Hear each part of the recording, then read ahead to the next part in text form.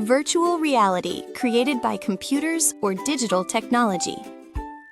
Sitting on a living room sofa, the moment we wear a headset, the scene in front of our eyes changes. The soles of our feet still feel the carpet, but ahead, a cliff opens and clouds gather.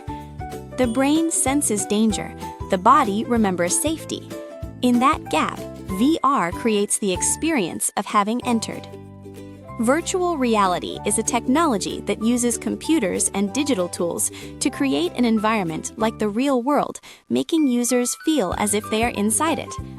Rather than adding something on top of reality, VR creates an entirely new world and places people within it. For this reason, the defining feature of VR is that it relies on images and visuals that are 100% virtual. The most important element of VR is immersion. To feel truly convincing, visual information alone is often not enough. Sound, movement, and a sense of distance must work together, and when possible, sensations such as touch and temperature are added as well. Vision still dominates, and smell remains a more distant sense, but efforts to engage all 5 senses continue. As a result, more companies now seek developers for 5-sense interaction. So how is a VR space created?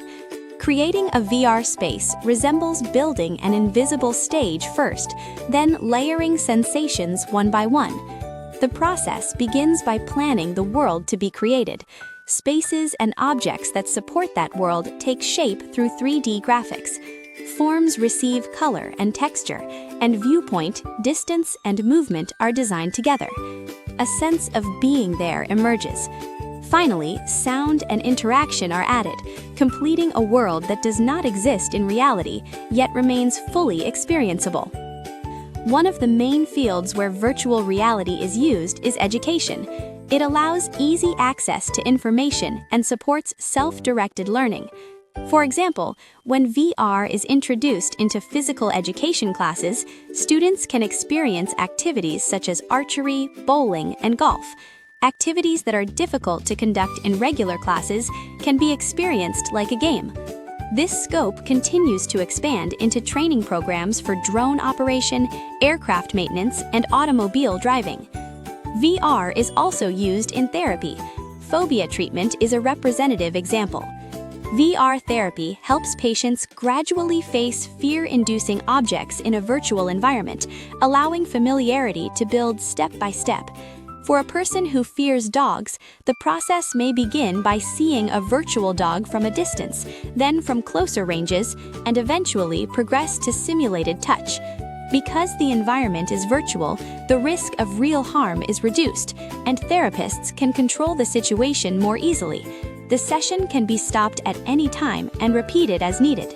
Treatment can also be designed with greater flexibility outside the hospital. With fewer constraints of time and space, it is easier to adjust the pace and stages to suit each patient. Because it takes place in a virtual environment, exposure in public settings is reduced, which can help protect privacy.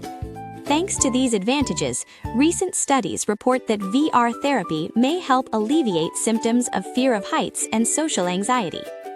Although virtual reality can offer powerful experiences, it does not always lead in a positive direction.